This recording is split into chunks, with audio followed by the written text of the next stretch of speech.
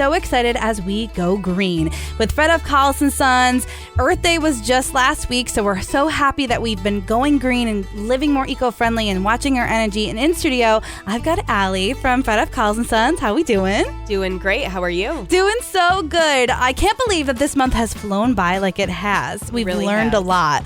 But when we were talking about going green and doing different things, that does mean getting outside and enjoying the outdoors, right? Absolutely. So excited for who's in studio with us today. We have got Phil Bean, the president at Olmsted City of Greater Utica Incorporated.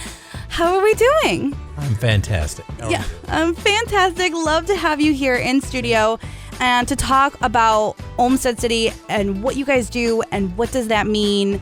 I guess explain it. So Olmsted City is a 501c3 nonprofit that was set up 3 years ago actually, to do two things. One is to raise awareness of the percentage of Utica that was designed by the renowned American landscape architect Frederick Olmsted Jr. And the second mission is to try and take care of those parts of that legacy that are in need of care, and specifically, we concentrate mostly these days on Frederick T. Proctor Park in East Utica, which is a 62-acre park. It's one of the two Proctor parks. People talk about Proctor Park in a singular, but it's actually they're conjoined twins. As T.R. Proctor and FT, and we concentrate on FT, which is at the corner of Culver and Rutgers Street. Yeah, and I've actually gotten the opportunity to take a tour with you, specifically through the park. And what was cool was, I guess I knew how big it was, but you don't really remember maybe if you haven't been there in a minute. And there is so much that you can go out and explore when it comes to these parks. And it's so important, to our community to have these parks to go to. Well, there's a lot of different reasons. To begin with, the number one reason for us is that it helps promote public health. And so there's been a lot of research over the last 20 years, like really deeply resourced research following thousands of people over the course of years. And it's confirmed what Olmsted and then his father before him, who designed Central Park in New York, knew back in the 19th century, which is that spending time in parks like these confers significant physical and mental health benefits. And in a town like Utica, where a lot of people, largely but not exclusively our refugee population, are experience trauma, where we have high rates of things like hypertension and diabetes, getting people to go into parks like these and not just exercise, but just be there it's almost medicinal. Right. And when I say just be there, the studies have actually shown that if you just sit on a bench in a park like this, it lowers your blood pressure, and people also report an enhanced sense of well-being. Right. But the other thing is there's also been research that shows something that I think everybody here would just consider common sense. If parks are not in good shape and if they're not appealing to the eye, people aren't going to go to them. Right, correct. And what you guys do, fully volunteer-based, I think we should also know. Yes, we have no paid employees. Yeah, fully volunteer-based. You make sure that these parks are destinations people want to go to. And yeah, we're saying Earth Day, go plant a tree on Earth Day. We love that, right? But we should be thinking about making sure that nature and everything is doing good every day of the year. Yes, I want to make it clear, we really love and support Earth Day. I think it's a fantastic event. But the reality is that the work of keeping our public spaces and keeping the environment clean and appealing and in the most usable shape possible is an ongoing thing. So our organization, for instance, tries to go into FT Proctor Park, which is just one. It's actually the smallest, at 62 acres, it's the smallest part of the system. We go in there 2-3 times a month, pick up trash, to weed the flower beds, and carry out all the projects that we have on deck for the year. It really does look beautiful. If it's been a few years since you've gone there, I would recommend going, because I was amazed when I went with my mother and all of the updates that had been made, and it really is kept so pristine. So thank you for doing that. Well, thank you, and I'm glad to hear that. And we can hear anecdotally from other people that the regulars, that they really notice the difference. So. And the thing too is, you have your mom donated a tree, correct?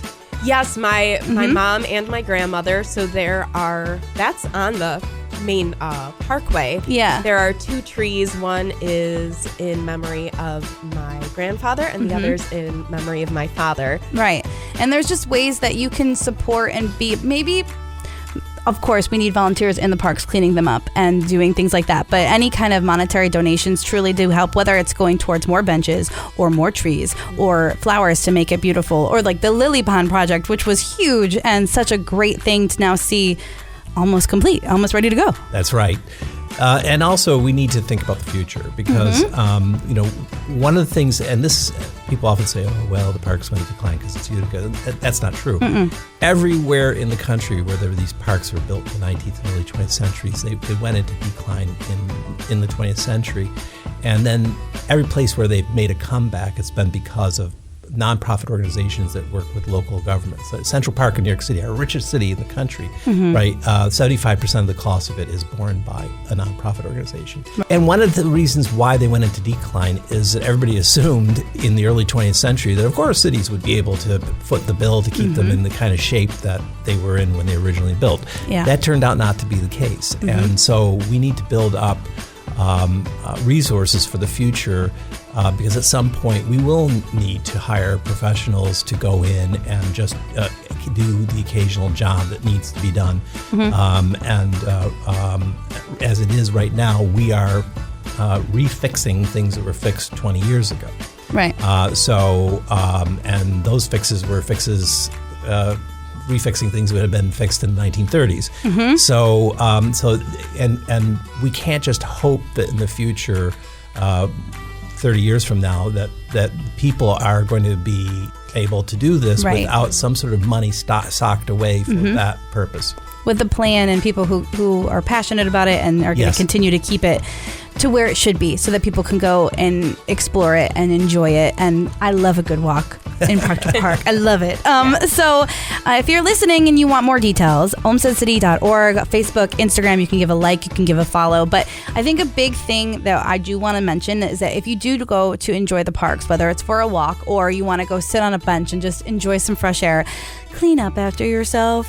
Don't leave anything behind, right? Please do. Please. And if you see somebody else, maybe help them out and pick it up. There are trash cans and things, right? There are trash cans. They need to be more, and we're in dialogue with the city, with which we have a very good relationship about putting more cans back in there.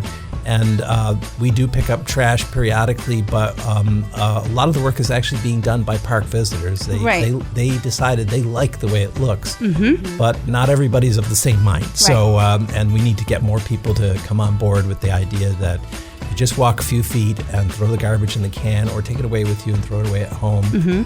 Then the park is going to be the special place you want it to be. Correct. So if you want more details of how you can maybe become a volunteer or donate to Olmsted City, like I said, links olmstedcity.org. Allie, it's been so fun going green with you all month long. And if you want to go back and rewatch any of our Go Green segments, you can over at cnykiss.com or at bugcountry.com. But Phil, thank you so much. Thank you for having me again. I love to have you on. And all the links are going to be online now.